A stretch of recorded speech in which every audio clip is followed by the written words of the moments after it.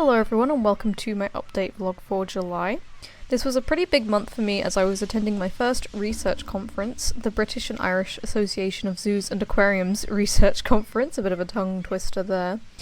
And also I was presenting my poster for my dissertation research there, which I'll talk a bit more about later. This meant spending a few days in Llandudno.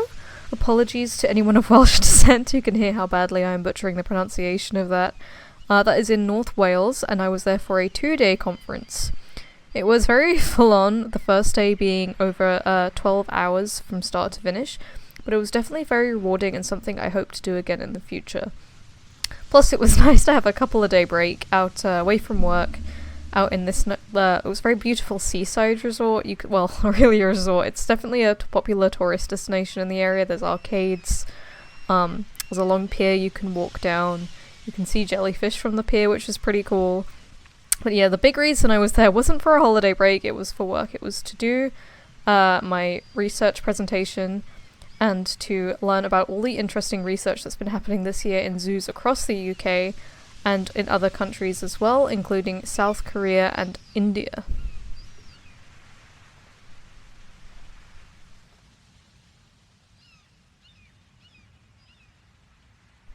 So if you don't know anything about my dissertation research, which you probably don't because I haven't really talked about it, and I do apologise for random lags in this video, it's where I was filming the video and then I tried to take a picture on top of it because the animal was doing something cute and I wanted a photo.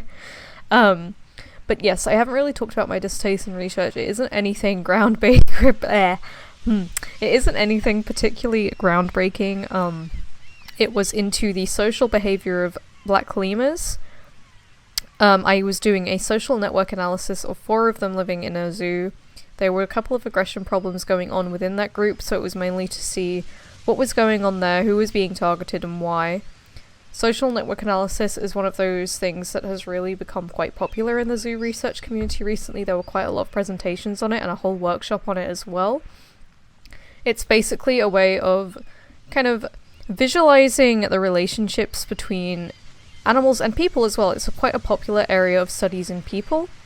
It's been used, for example, to find out who ringleaders and mafia syndicates and things like that are. It's very widely used by police to try and find who like the main culprits in big like gang crimes are. Trying to find out who's associated with who and how they might be linked to other criminals in the area as well. But it works very well for zookeepers. Basically because it allows you to see the relationships between animals, see who's passing information on to who, see who the most important animals are. For example, you can see in a social group who the most central individual is. So for example, in my study, the adult female of the group was the most central, so she was the most important, she had the most influence over the rest of the group. She was basically the ringleader, which is common in lemurs. Lemurs are very female dominant. Most species have a hierarchy where basically there is an adult female who is most socially dominant and all the other animals are beneath her, especially the males. Very similar to animals like hyenas and I had to remember what was bonobos. Bonobos are pygmy chimpanzees. I was thinking pygmy chimpanzees, what are they actually called? I'm sure they have a real name. Bonobos, yes. They are also female dominant, which is something that's very rare in primates and even across all mammals. It's not something that's very common. It's things like elephants, killer whales, a few select primates and hyenas, and a couple others that are female dominant, but in lemurs, with the exception of very solitary lemurs, pretty much every lemur species is female dominant. So basically that's what my research was. My research was looking into the social network of those groups as well as the rates of aggression at different times of day, as well as the rates of affiliative behaviour and aversive behaviour, just to see what the social relationship in the group was, to see who was the most important and why, to see how maybe things like targeted aggression can be reduced in those animals. Getting out of breath talking that much. So, I won't go into too much detail about the other research that was there. I was only presenting as a poster, I didn't do a talk. I did have some people ask me questions about my poster, and it was really amazing seeing some people that I really look up to in the research community, some authors of books that I really like, some authors of research papers that I even referenced in my papers myself. that was really, really amazing, getting to speak to those people and kind of hear their opinion on my research firsthand. Social network analysis is one of those things that's quite widely debated. Some people think that it's not worth using in place of more traditional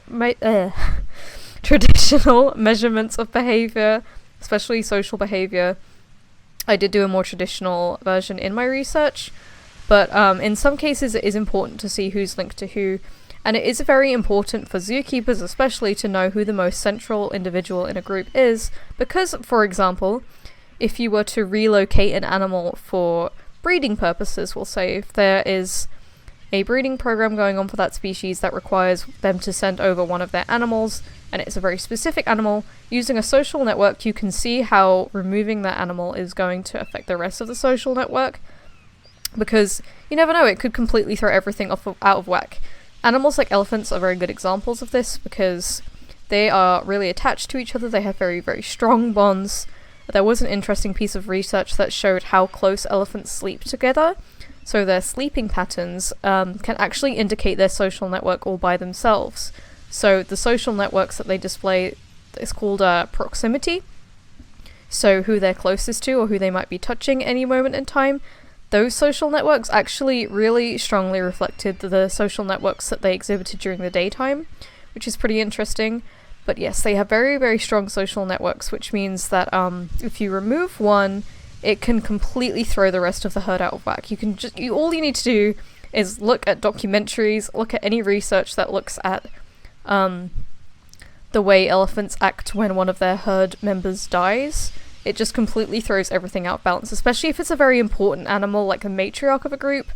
So the most socially dominant animal in a group, removing that animal means that every animal in the group now has to completely restructure itself. They have to figure out all over again who is the most dominant animal, who is the least dominant animal, who is where. It's all very difficult.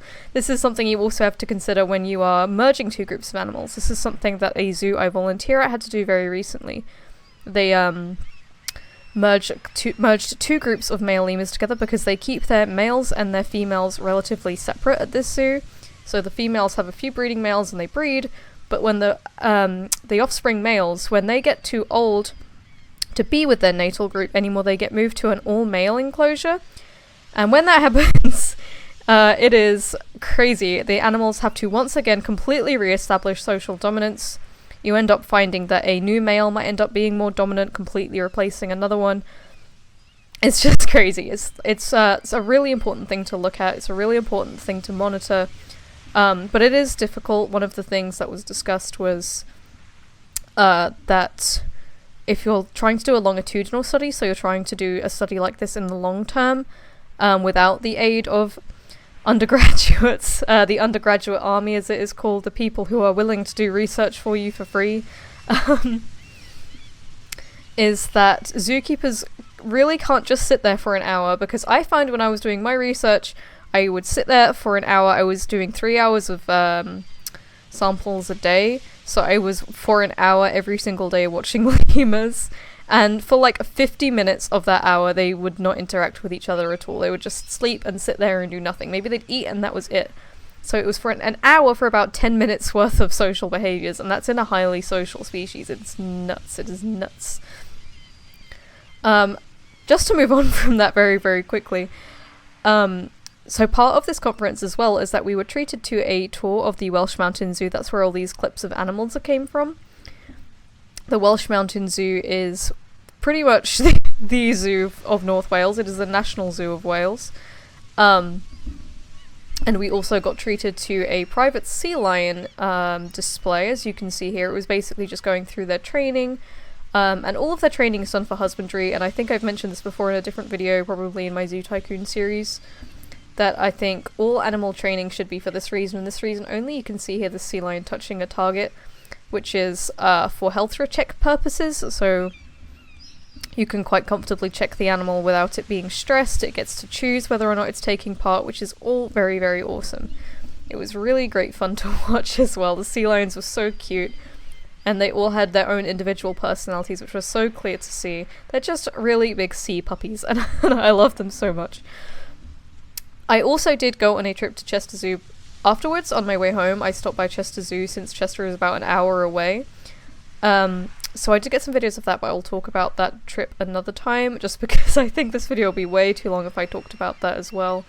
I mostly just wanted to make this video to talk about my research, not so much anything else. But if anyone is interested in any abstracts or anything from the research conference, especially since a lot of this research isn't published, at least not yet, it's usually just little studies that zoos do. A lot of zoo research doesn't get published. That was one of the things that was discussed. I have a couple of studies on different areas, so we have a couple of nutritional studies, we have quite a lot of social network studies. There's a couple of various health-related studies, like doing hormonal monitoring in various animals, for example, large grazing animals, that was a big one. And things like that on all different kinds of animals, from birds to reptiles to elephants, and things like that. That was something quite interesting that I'll very briefly talk about with elephants. We had someone from India who was there presenting her research, and she was talking about extensive elephant management in India, where basically during the night the elephants are just released into a nature reserve to wander around, and I think that's just absolutely awesome. Going to a research conference has really opened my mind to a lot of different ways that zoos run, a lot of ways that animals are managed. And it's just a really awesome thing to do. If you are in the same field, if you are doing any kind of animal research, especially with zoo animals, and you can afford the time and the pretty large expense, it was quite a lot of money just to get the train there for me. If you can afford to go and you have the time, and if you have something you could even offer to present as well, I was fortunate that mine was selected. You do kind of have to apply for it and see if you get selected or not. But it's definitely worth going to, it's definitely worth sharing your knowledge, it's definitely worth it for the networking experience, just all around a fantastic experience, and I absolutely loved it. I won't share any pictures of me presenting my poster presentation because I am very small.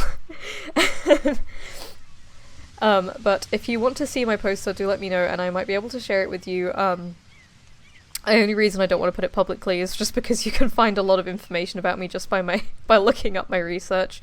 But I am perfectly happy to talk more about it if you guys are interested in hearing more about it. So thank you so much for watching, and I'll hope to see you all next month for another monthly update. Bye bye!